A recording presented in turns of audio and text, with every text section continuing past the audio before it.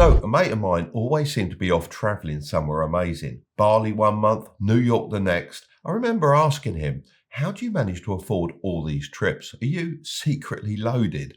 He just laughed and said, I haven't paid for a flight in years. At first, I thought he was just winding me up, but then he explained it to me. Turns out, every one of those flights was booked using a special method. The only thing he paid for was the taxes. This isn't just for people who fly all the time. Anyone can do this. So what was his secret method? Credit card points. With enough of them, you could be traveling the world for next to nothing.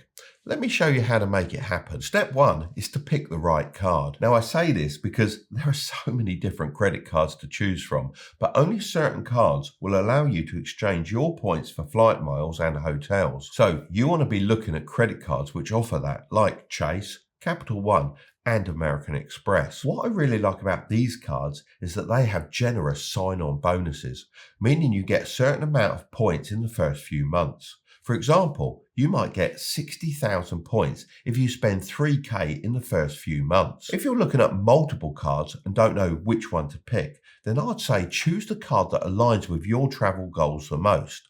Some cards will be heavily associated to certain airlines like United or Delta or even British Airways. So if you don't travel with these airlines, it's a better idea to find a flexible rewards card where you can transfer your points, then redeem them with multiple airlines and hotels. If you're still unsure, there are some great websites like the Points Guy and NerdWallet which can help you compare cards. On the NerdWallet UK website, there's also a US version as well. You'll find various financial options including loans and business bank accounts.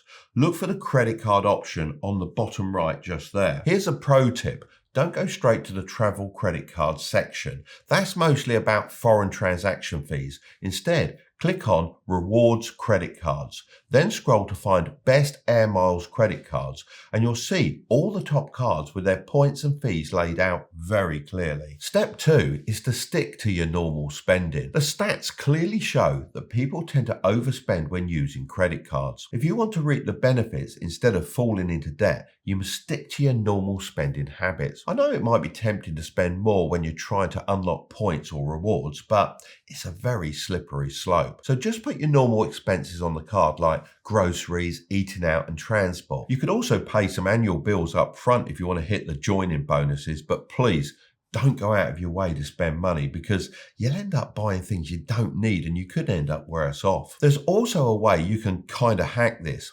If you're really struggling to meet the minimum spend and want to get those bonus points, you can use your credit card to buy prepaid gift cards for things you know you'll need throughout the year, like groceries, fuel, or even online shopping. For example, if you typically spend £200 a month on groceries, you could buy a £1,000 gift card for your supermarket. Not only does this help you hit the spending requirements quickly, but you're also just prepaying for something you'd buy anyway.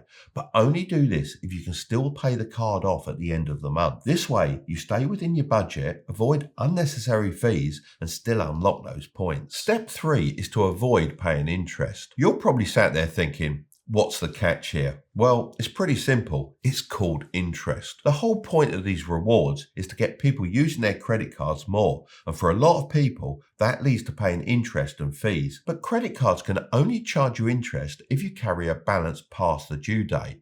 So to avoid this, make sure you're paying it off in full every single month. I know I say this a lot, but trust me, this is important. If you're racking up debt, those travel points won't be worth it. Interest charges will eat up any rewards that you've earned.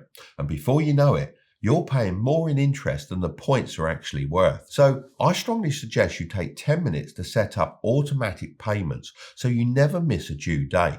It's a simple step that'll save you a ton of hassle and it'll even improve your credit score, helping you get better loans or credit card approvals in the future. But if you use your credit card responsibly and pay it off in full each month, you'll avoid all the interest and late fees while reaping the rewards. Credit card companies are fine losing money on you because so many people fall into the trap of not paying their cards back on time. Step 4 is to redeem your points. So if you're doing everything right and want to hop on a flight, you have a few different options. Let's run through them now. Option 1 is to use travel portals. Lots of these credit cards will have travel portals on their app or platform where you can redeem points directly for flights, hotels, and even car rentals. This is really beneficial when you actually arrive on your holiday because everything is sorted headache free. Option 2 is to transfer points to partners. So the second option is all about transferring your points to a certain airline or hotel program to get better deals, money off, or even free stays. Here in the UK, you can do this with British Airways, Virgin Atlantic, Marriott, and more. Transferring is a great option because it stretches the value of the points, especially when it comes to premium flights or luxury stays. Option 3 is to use tools to compare rates. Now,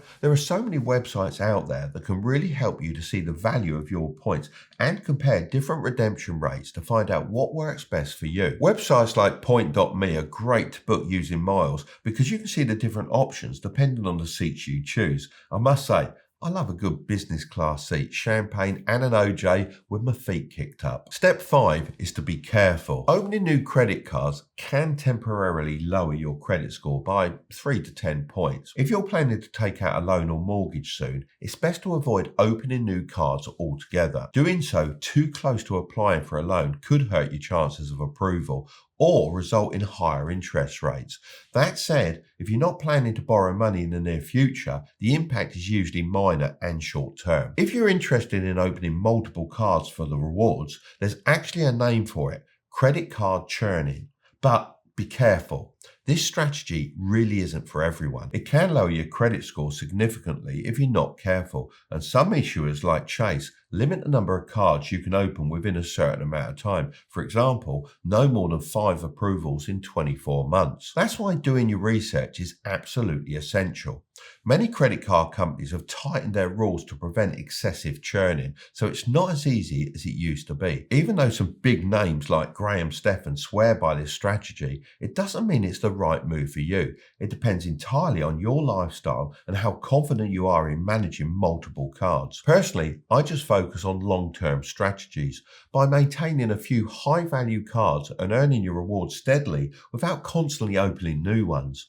This method is more sustainable and keeps your credit score intact. Also, if a card has no annual fee, it's usually worth keeping open to boost your credit utilization ratio, which is crucial for a healthy credit score. Even if a card has an annual fee, consider whether the ongoing benefits like free hotel nights or travel credits outweigh the cost before deciding to close it. And if you do decide to close some cards, avoid shutting down too many at once, as this could slightly lower your credit score as well. So overall, credit cards are a great way to get free travel and can really be used as a tool to level up your lifestyle free of charge.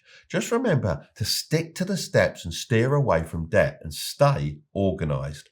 I hope this video has been useful. As always, if you have any questions, just let me know.